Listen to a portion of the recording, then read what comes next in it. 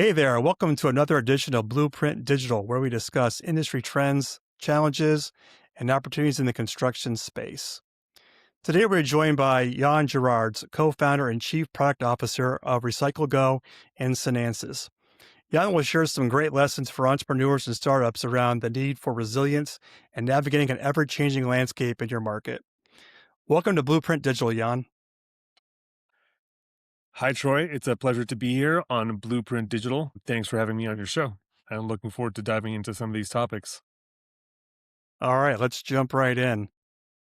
Jan, you operate a fascinating intersection. RycycleGo addresses the heart of sustainability, while Sinansys capabilities serve as the brain of high-tech logistics.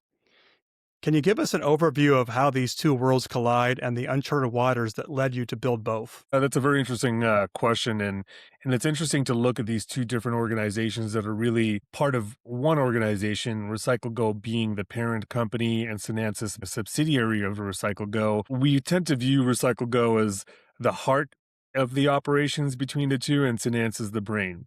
The reason we use that metaphor is that RycycleGo came from a passion. It came from our hearts in seeking to create a company with a mission and drive to create a solution that would address the problems with the recycling industry as it stood when we launched this company in 2016 in the United States.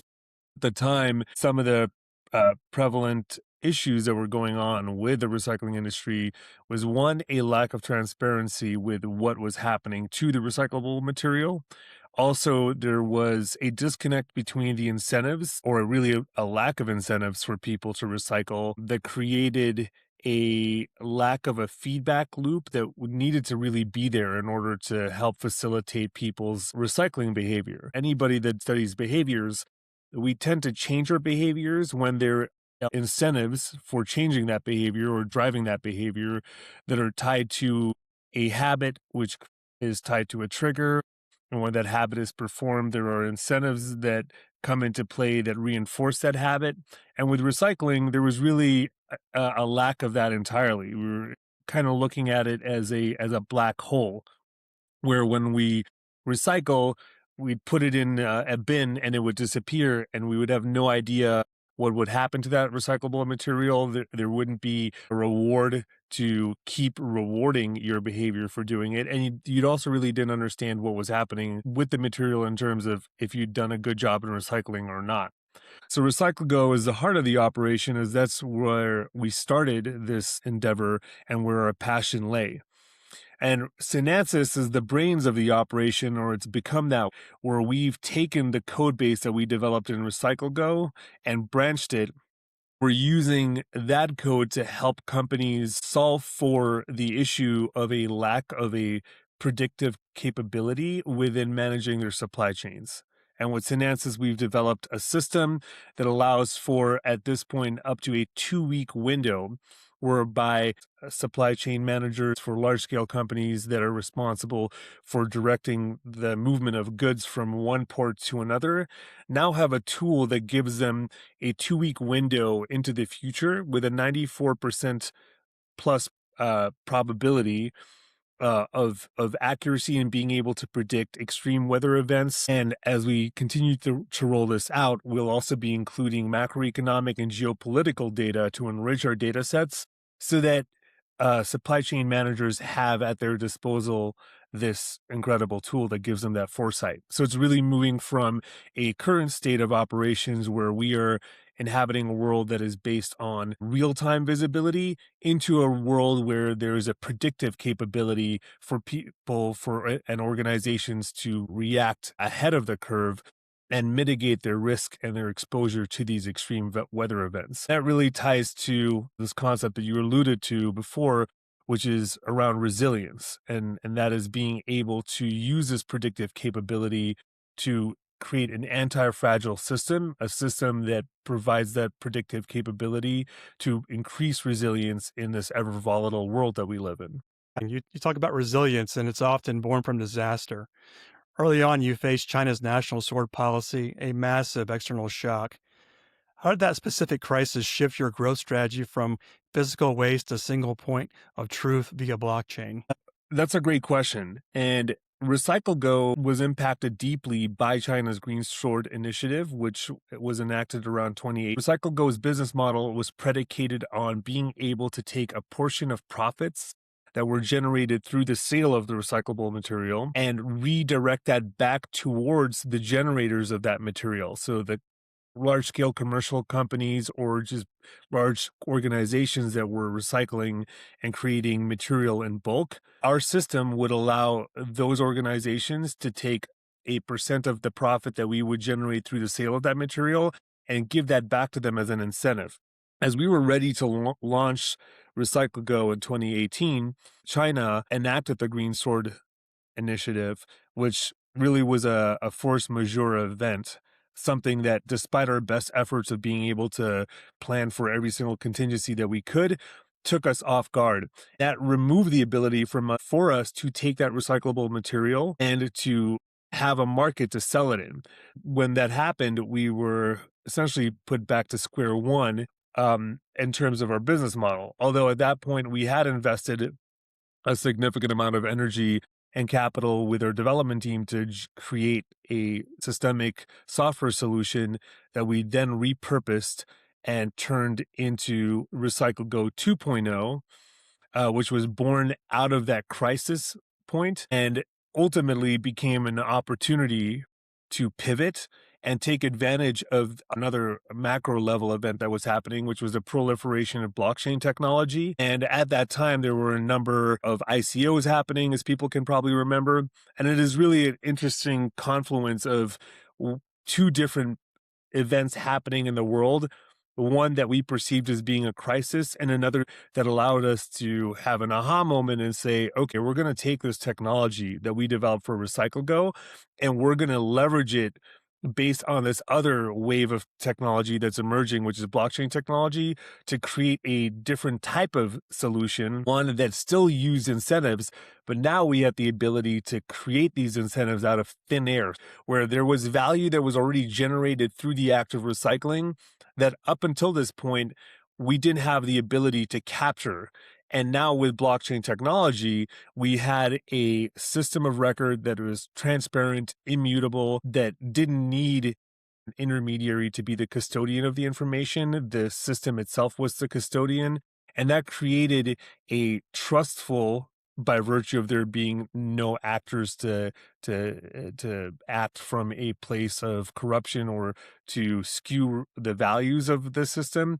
It allowed for the system to be the system of record, which would be able to be the system of proof to capture via proof of provenance the flow of the material through the recycling value chain, and thereby allow us to calculate net carbon offset credits as a result of being able to understand what the net impact was of being able to recycle 10 tons of metal or 100 tons of cardboard from a single client. Now that we knew who had generated the material and what the quality was, we could then leverage that information to calculate this net carbon offset credit and use that as an incentive, allow us to be able to create that feedback loop and create value in a system where it currently didn't exist. That's a great example of being nimble. Many entrepreneurs talk about pivoting as a choice, but for you, it seemed like a survival requirement during the 2020 pandemic. What was that seminal moment where you realized you had to move toward high ROI use cases? And how did that manage the emotional weight of those acts of God? That's an interesting moment in time to bring back up, and certainly there's some trauma that comes along when I think back to having to pivot yet again.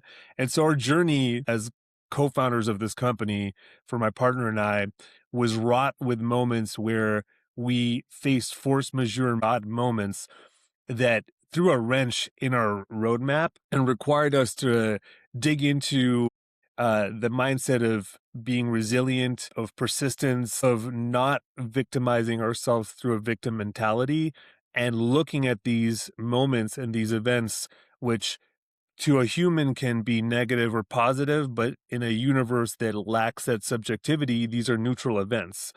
So there is a discipline that comes into looking at events that one may perceive as being negative and recontextualizing them as neutral events so that one has the opportunity to reframe how one reacts to that moment from a place that is not caught within one's flight or flight mentality, right? Where our amygdala doesn't take over. It's critical for leaders to be able to look at these events from a neutral standpoint and then figure out a game plan to be able to actualize on that event from a mindset to turn that negative moment into a moment of opportunity.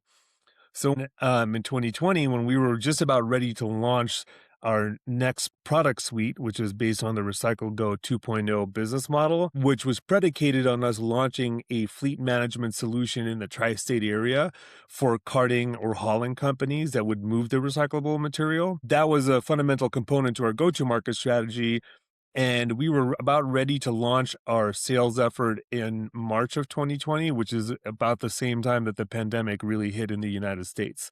And that eradicated our customer segment that we were seeking to sell to and provided another crisis moment. And we kind of took the product and put it back on the shelf and retracted for a little bit to kind of let the dust settle. We came out of the pandemic. My co-founder and I really had to reevaluate how we wanted to position what we had built at this point and go back into the market. And if we actually really had the resilience and the fortitude to jump back into the market after having to pivot drastically yet again. And so the feedback that we received during this process was that there were many organizations and governments that were interested in what we were doing, and also articulated to us that we were in a very, very difficult business because in general, there's very little money to be made in recycling. And as an organization going into a sector or into a business, you want to ideally be positioned to go into a market where there is a lot of revenue that can potentially be generated. So we didn't abandon our original business model. In fact, RycycleGo is still going and it's thriving, and it's been in a better position than it's ever been. Now had the opportunity to let the time pass for us to have 4 of our patents granted, which creates a lot of value in our IP portfolio. And also with Sinansys, we pivoted the company as a result of feedback that we'd received to move into markets that were more lucrative. So Sinansys takes RycycleGo's fleet management and logistics solution and enriches it with AI that is backed by neuromorphic quantum computing algorithms that we have access to by virtue of an exclusive partnership with Dynex Moonshots, which is the company that's developed these neuromorphic quantum computing algorithms. Dynex has the ability to simulate the efficacy of using quantum computing algorithms by virtualizing environments that run off of traditional GPUs, but using these quantum computing algorithms to mimic the capability for those algorithms to simulate multiple scenarios at the same time. We're able to generate 100x efficiency in our ability to compute scenarios for predictive weather modeling, as opposed to using brute force traditional algorithms. So Sinansys is able to leverage a combination in the union of these different technologies, which are now available to us, to create this quantum computing as a service platform to generate these predictions and to really give supply chain managers the ability with a great degree of confidence to look into the future and be able to reroute the movement of their goods as it travels from port to port. You touched on using quantum computing, your relationship with Dynex, the 14-day look ahead. Are you working to extend that, given that roughly goods travel about 3 weeks to the West Coast and anywhere from 4 to 6 weeks to the East Coast? At the current moment, based on where the technology is, we are fortunate enough to have a 2-week window to work with. And in the future, as we're able to leverage larger amounts of computing power and gain access to larger data sets, we intend to improve that window. However, even with a 2-week window, that is ample time to reroute their shipments whereas they're coming from a place where they're working with close to real time information. And there can many times be extreme weather events that are not generally predictable by the 10-day, the 7-day weather forecast models that are currently available. The solution that's Dynex have brought to the table increases that window where it provides a far greater window for reactivity. Also, our platform provides the ability to dynamically reroute a supertanker that is moving cargo from China to the United States.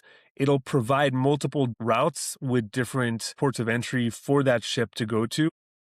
Furthermore, the system allows for a dynamic procurement function to happen where if you're a company that is sourcing goods or sourcing raw materials or components that you need to get to your plant to be manufactured, our system will provide multiple suppliers of that material based on weather events that are happening or based on extreme events such as geopolitical or macroeconomic factors that are happening, that allows a supply chain manager to say, I need to buy wheels and I need to buy suspension from this factory here and this factory here in China that I normally get it from, but because of geopolitical unrest or because of a massive typhoon that's happening, I now need a different port to source that material. And our system will go through, recommend different suppliers, also showing different price points so that you're able to use that system as an all-in-one command center to understand where to get your material, what it's going to be priced, and then run optimization functions so that you can get the cheapest price for the cheapest and most efficient cost for that route once you have to reroute your movement of your material through the supply chain. The risks you're trying to mitigate is becoming more and more volatile every day. Given that landscape, what's working well in your current tech stack, and what are the frustrations of being an early mover in the field? Well, that's a great question, Troy. What's working well is that the brain and ledger synergy and our ability to ingest satellite data, process it through our quantum engine for a prediction, and then anchor that event on an immutable blockchain ledger is seamless. The Dynex partnership that we have has been a game changer. Because of their proof of useful work mechanism, it solves for an energy efficiency problem, and we get massive compute power without the massive carbon footprint. Now, what's been frustrating is the semantic layer and the POC trap. We are selling a Ferrari engine to an industry that is often driving a Model T, and integrating our quantum foresight into a legacy ERP system like SAP or Oracle that are filled with unstructured and siloed data is a really heavy lift. We often have to build bridges, and that is building bridges to 30-year-old technology just to help clients see the future. It's a necessary friction, but it's a slow one. As Chief Product Officer, you're the architect of the offering. What is the primary gap you're shoring up right now to ensure Sinansys doesn't just solve tech problems, but becomes an indispensable risk mitigation tool for global supply chains? The gap that we're aggressively closing right now is financialization. For too long, supply chain software has been seen as an expensive operational software. We need to transform it into a balance sheet asset. We are building out a parametric trigger oracle. This ensures that Sinansys doesn't just warn you about the disruption, it can automatically trigger insurance payouts or release working capital based on your verified data. We are shoring up our ability to generate audit-ready compliance reports for regulations like CBAM and SB 253. By turning risk data into financial instruments and compliance shields, we move from a nice-to-have into a regulatory imperative. Looking at the macro view of trade wars and climate volatility, where do you see Sinansys in 12 months? Are you looking at a world where resilient procurement becomes the standard? In 12 months, I want this to be a geopolitical nerve center for our enterprise and our clients. We are moving towards a world where just-in-time is dead and just-in-case is too expensive. The new standard is just-in-time verified. I see us being the standard for a sovereign supply chain, where we help companies navigate trade wars, tariffs, and climate shock simultaneously. We want to be the platform that allows a procurement leader to switch suppliers instantly based on a resilience score that factors in the political stability and climate risk weeks before a disruption occurs. If you could snap your fingers and solve one systemic challenge holding back the integration of agentic AI and blockchain and global supply chains, what would it be? And how are you building the solution for it now? If we could solve for one thing, it would be the trust deficit. We have AI agents that can negotiate and execute, and we have blockchains that can record it. But the industry is paralyzed by a lack of trust in the underlying data. Garbage in, garbage out, and it kills AI. If I could snap my fingers, I would solve the data verification gap, ensuring that every data point entering the system is physically verified at the source. And yes, we are building that solution. It's called the Universal DMRV, Digital Monitoring, Reporting, and Verification. By combining DPIN sensors with our blockchain patents, we're building a ledger of reality, a system where data isn't just claimed, it's proven. And because in the future economy, if you can't cryptographically prove it, it didn't happen. Sinansys has a strong value proposition that could evolve to serve many use cases. How is Sinansys creating awareness and demand? At the moment, we're generating awareness for Sinansys based on seminars where Stan and I are actively speaking at. We're also working with a few beta testing clients to delve into the technology and to mature it. We haven't opened up and really gone out and created a digital marketing campaign or marketing campaigns in general to bring in large amounts of clients. We're currently working with a small subset of clients to mature the technology and to see if there's any other functions or concepts that we can bring in before we roll it out publicly. Yana, it was great having you on Blueprint Digital. I hope you enjoyed it as much as I did. Thank you, Troy. I really like the podcast and love being able to talk about some of the challenges that I've faced and my partners have faced as entrepreneurs, and relish in the opportunity to be able to share that with the community of entrepreneurs out there to inform them and to ensure that mistakes aren't repeated, and to be able to provide insight and foresight into how to best prepare for the future. Great. It's a very rich experience, very good examples on resiliency, a very impressive story. Hey, thank you so much for those watching or listening. Until next time, I'm Troy Mann with Ascent Integration Partners. Remember, the pace of change in the market is getting faster every day. Adapting to change is not a requirement, but neither is survival. Rise above with Ascent.